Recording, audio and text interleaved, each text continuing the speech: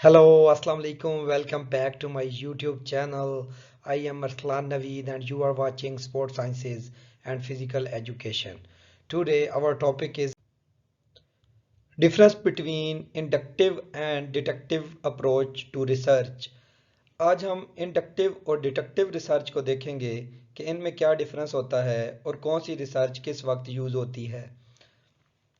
सबसे पहले इसकी डेफिनेशन है inductive theory is an approach to research that start with observation and the end result of the research is theory. यानी कि ये एक मुशाहिदे से शुरू होती है और किसी थ्योरी पे जाके एंड हो जाती है inductive research. Deductive theory is an approach to research that starts with the proposition of hypothesis and the end result of the research is confirmation या रिजेक्शन। इसमें क्या होता है कि हम किसी हाइपोथेसिस को लेके एक रिसर्च स्टार्ट करते हैं, या तो एंड पे उसे रिजेक्ट कर दिया जाता है या उसे एक्सेप्ट कर लिया जाता है। इंडक्टिव में थ्योरी नहीं बनाई जाती है, हाइपोथेसिस में डिडक्टिव में हाइपोथेसिस को चेक किया जाता है। हाइपोथेसिस की बेस के ऊपर आप इन दोनों में डिफरेंस देखते हैं। Inductive approach to the research does not have any place for hypothesis. इसमें हाइपोथेसिस की कोई जगह नहीं होती। ये इसकी मिसाल उस तरह है कि न्यूटन ने जो सेब गिरता हुआ देखा, ठीक है, सेब गिरा तो उसने एक थ्योरी पेश कर दी। वो जो रिसर्च थी वो हाइपोथेसिस के बगैर हुई थी। So researcher is free to alternate direction of the study. यानी कि ये रिसर्चर इजी होता है, इसमें बिल्कुल नई थ्योरी पेश करने के लिए उसे पाबंदी नहीं होती किसी चीज़ की, कोई स्ट्रक्चर बेस वो रिसर्च नहीं कर रहा होता। मुशाहिदे के ज़रिए से वो कोई भी चीज़, नई थ्योरी, नई बात इन्वेंट कर देता है।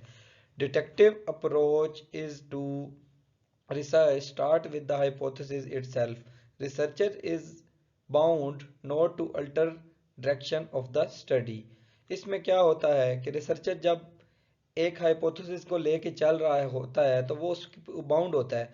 उसके अलावा वो रिसर्च अपनी को किसी और हाइपोथेसिस में कन्वर्ट नहीं कर सकता या किसी और डायरेक्शन में कन्वर्ट नहीं कर सकता। वो सिर्फ उसी हाइपोथेसिस को या प्रूव करेगा या रिजेक्ट हो जाएगा। ठीक है, अब इसकी स्ट्रक्चर बेस पे देख लेते हैं। जैसा कि पहले ही मैं आपको बता चुका हूं कि इंडक्टिव जो होता है ये लेस स्ट्रक्चर्ड होती है, ठीक है, नो गाइडिंग फैक्टर, इसमें गाइडिंग फैक्टर नहीं होता। Detective approach is a highly structured because there is some specific aim to be accomplished. इसमें क्या होता है कि हमने किसी न किसी एम को अकम्पलिश करना होता है, पूरा करना होता है, हाइपोथेसिस को अपने को प्रूव करना होता है, तो इसलिए ये स्ट्रक्चर होती है। Sample of size, inductive approach is appropriate for small sample project because small number of sample are analyzed with great gravity। ठीक है, इसमें बिल्कुल छोटा स्मॉल नंबर ऑफ सैंपल हम एनालिसिस करते हैं। ठीक है, detective approach is appropriate for the large sample project because large number of samples are analyzed with less depth। इसमें बहुत ज़्यादा क्वांटिटी में लोगों को चेक किया जाता है या सैंपल का जो हमारा नंबर है वो इसमें बड़ा होता है डिटेक्टिव रिसर्च में, इंडक्टिव अप्रोच में less.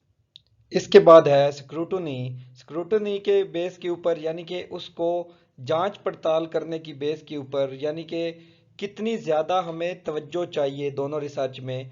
More scrutinized information about the subject matter, ज़ाहिर है इसमें ऑब्जर्वेशन है तो हमें ज़्यादा तवज्जो करनी पड़ती है इंडक्टिव रिसर्च में, जबकि डिटेक्टिव रिसर्च में less scrutiny is getting information regarding subject matter. इसमें लेस हमें थोड़ा मुशाहिदा करना पड़ता है, मतलब इतनी ज़्यादा तवज्जो की हामिल, मतलब तवज्जो की हामिल होती है मगर उस गहराई से डीप जो है ना तवज्जो की हामिल नहीं होती। टाइम फैक्टर, अच्छा, inductive approach assumes that there is a abundance of time so depth analysis is possible। इसमें हमारे पास अनलिमिटेड टाइम होता है, जिस तरह मर्जी हम रिसर्च करके अपनी थ्योरी पेश कर सकते हैं, टाइम बाउंड इसमें नहीं होते। डिटेक्टिव अप्रोच क्या कहती है, इसमें हमारे पास शॉर्टेज ऑफ टाइम होता है और डेप्थ एनालिसिस हमें किसका, लार्ज सैंपल का करना पड़ता है। Inductive approach is a concern with the building a new theory.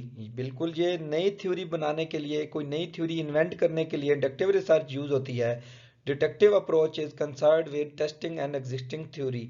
Detective approach किस लिए इस्तेमाल होती है कि मौजूदा थ्योरी को चेक किया जाए, अप्रूव किया जाए या अनअप्रूव किया जाए।